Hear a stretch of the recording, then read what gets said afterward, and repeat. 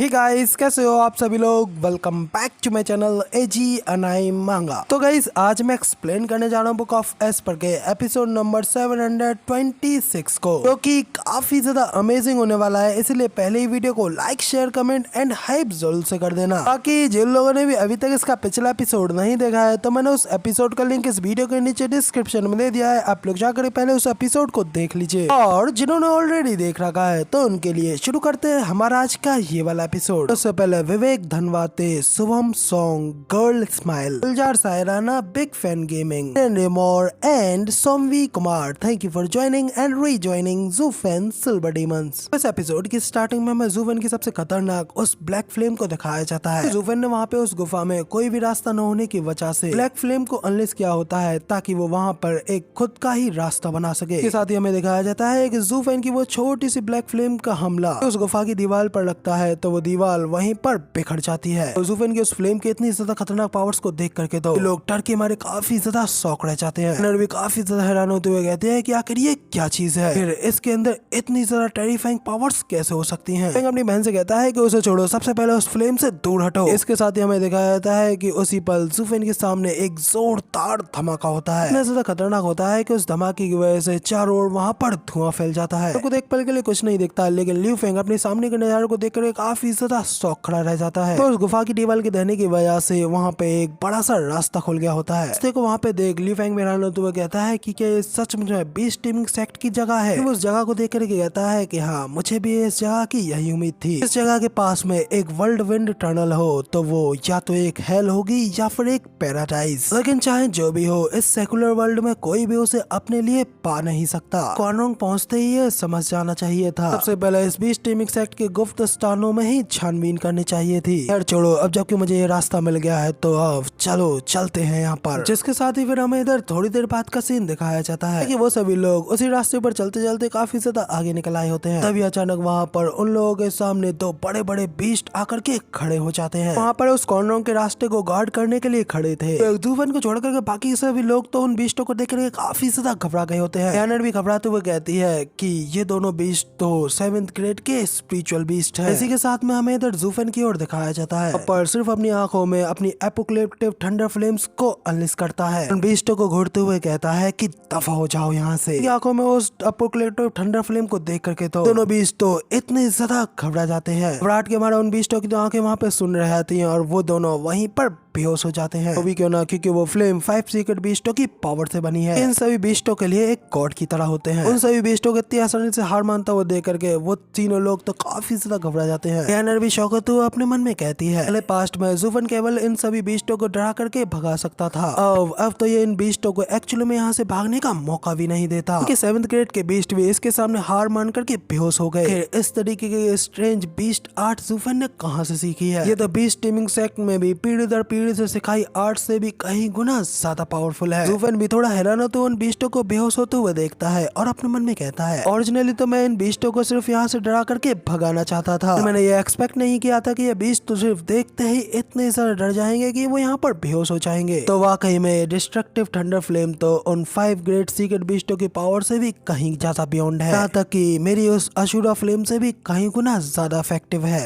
अब तो लगता है कि मैं ही इन सभी बीस्टों का रियल किंग हूँ। इतना सोच करके फिर ज़ूफेन वहाँ से बिना कुछ कहे सीधे आगे बढ़ने लगता है। यहाँ पर सीन चेंज होता है और अगले सीन में हमें बीस्ट टीमिंग सेक्ट का सीन दिखाया जाता है। बीस्ट टीमिंग सेक्ट के सेक्ट हॉल के अंदर हमें कई सारे लोगों को दिखाया जाता है। उनके सामने बैठा होता है उन लोगों के सेक्ट का सेक्ट लीडर। सेक्ट लीडर वहाँ पर एक जेट स्लिप को अपने हाथ में पकड़ करके थोड़ा टेंशन लेते हुए कहता है, लड़ाई बहुत ही ज्यादा तनावपूर्ण चल रही है। मुझे लगा था कि ज़ीवोये से 1000 स्टोन लेकर के उसकी मदद करना एक काफी ज्यादा इजी डील होगी। यहाँ तक कि मेरे 50 स्टेज एक्सपर्ट्स के उस वॉर में ज्वाइन होने के बावजूद भी लोग उन लोगों के हाथों पीछे ढकेले जा रहे हैं, और अब तो यह स्थिति और भी ज्यादा बदतर हो चुकी है। अब एल्डर लाइन यहाँ पर हमसे मदद मांग रहे हैं, आप लोगों को क्या लगता है हमें क्या करना चाहिए? और सेक्ट लीडर की ये बात सुन उनका एक आदमी उनसे कहता है, इस सेक्ट लीडर हाल ही की सालों में टियानी की पावर इतनी ज्यादा ग्रो हो चुकी है, लोगों ने आज से पहले कभी नहीं देखी, और वो लोग हम लोगों की सोच से भी कहीं गुना ज्यादा पावरफुल हो चुके हैं। यहाँ तक कि उनके एम्पायर के 3 गार्डन सेक्टर के दखल दिए बिना भी वो लोग यहाँ पर पर अकेले ही न केवल हमारे 50 इथेरियल स्टेज के एक्सपर्ट्स को पीछे ढकेल सकते हैं, बल्कि वो लोग उन लोगों के ऊपर हावी भी पड़ सकते हैं। इसलिए जहाँ तक मुझे समझ में आ रहा है तो जीतने के लिए हमें वहाँ पर अपने और भी ज्यादा लोगों को भेजना होगा। वहाँ पर पीछे से एक और एल्डर चिल्लाते हुए कहता है कि क्या कहा, किन्हें वहाँ पर भेजे? हम लोगों ने वहाँ पर जितने भी एल्डर्स और वेनेबल्स को वहाँ पर भेजा था वो लोग ऑलरेडी वहाँ पर काफी ज्यादा हैवीली इंजर्ड होंगे। लोग अगर वहाँ पे मरे भी नहीं होंगे, फिर भी अगर हम लोगों ने वहाँ पर अपने और भी ज्यादा लोगों को भेजा, इससे हम लोगों को वहाँ पर सिर्फ और ज्यादा नुकसान ही झेलना पड़ेगा। इसलिए मेरा मानना तो यही है कि ये प्रॉब्लम टियानी और उसके गार्डियन सेक्टो के बीच की है। ज़ुवी वहाँ पर अपने उन सभी गद्दारों को पकड़ना चाहता है और वो ये हमारी मदद से करना चाहता है, और रेन जियाओयुन उस कमजोर हुए ल्यू क्लैन का यूज करते हुए टियानी को कंट्रोल करके उसके ऊपर अपनी पकड़ और भी ज्यादा मजबूत करना चाहता है। इसलिए वो यहाँ पर खुद को रोके हुए है और दूर खड़े होकर के सबके ऊपर नजर रखे हुए है। तो टियानी की प्रॉब्लम है ना, तो फिर आखिर इसमें हमारा क्या लेना देना है? आप सभी लोग 8 साल पहले हमें मिले उस कड़वे सबक के बारे में भूल गए? क्या आप लोग भूल गए कि टियानी कितना ज्यादा धूर्त और कपटी है? कैसे पिछली बार हम लोगों को कितना ज्यादा घाटा झेलना पड़ा? पिछली बार तो उन लोगों ने हमसे हमारी उपजाऊ जमीन का एक काफी बड़ा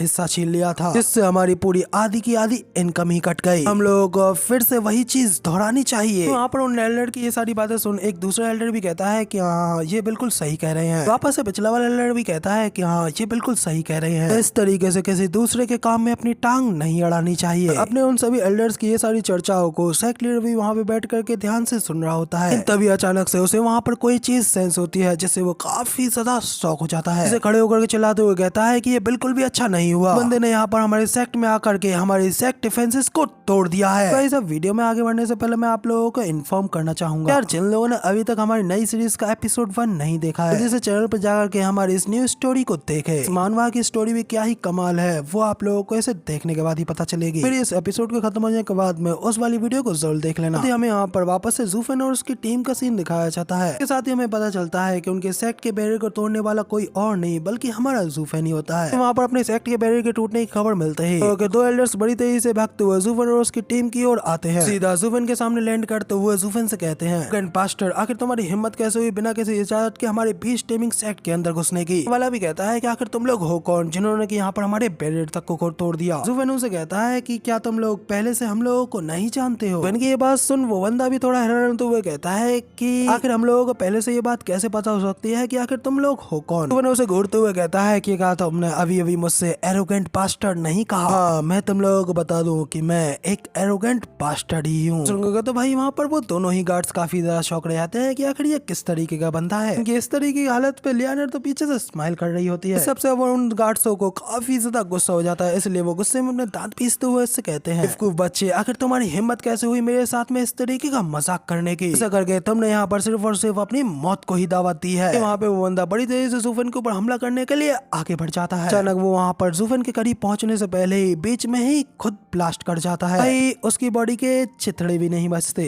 अपने साथी का इतना बुरा अंत देख करके तो उसका साथ वाला बंदा तो शौक खड़ा रह जाता है कि सामने वाला बंदा कोई और नहीं बल्कि खुद एक मौत का सौदागर होता है। देख करके वो बंदा घबराते हुए अपने मन में कहता है, एक्चुअली में एक रेडियन स्टेज की 8th लेयर का बंदा है, जबकि हम लोग तो यहाँ पर अभी भी सिर्फ 4th लेयर में ही है। फिर इस तरीके से हम लोग इसका सामना कैसे कर सकते हैं? तो वो बंदा ज़ूफेन के ऊपर हमला करने के लिए अपने टीम के हुए एक बीस्ट को अनलेस करता है। फायर ईगल स्पिरिचुअल बीस्ट होता है। तो देख लियानर भी शौक होते हुए कहती है, तो एक 6 लेयर का स्पिरिचुअल बीस्ट स्कॉर्चिंग ईगल है। वो बंदा भी एरोगेंटली हंसते हुए कहता है कि हाँ तुमने बिल्कुल सही कहा, ये एक 6 लेयर का स्पिरिचुअल बीस्ट है। तुम लोगों ने तो कभी इसके बारे में सोचा ही नहीं होगा कि बीस्ट टेमिंग सेक्ट के डिसाइबल न केवल अपनी आपकी कल्टीवेशन को विकसित करते हैं कि अपनी ट्रू पावर्स को बढ़ाने के लिए स्पिरिचुअल बीस्टों को भी अपने साथ में जोड़ सकते हैं। यहाँ पर रेडियन स्टेज की 8th लेयर पे हो, लेकिन मेरे 6 लेवल के स्पिरिचुअल बीस्ट के सामने कहीं पता है कि तभी अचानक उसका 6 लेवल का वो स्कॉर्चिंग ईगल तभी पीछे जाकर के नीचे गिर जाता है। पीछे घबराते हुए देखता है और कहता है कि आखिर अभी अभी यहाँ पर ये क्या हुआ।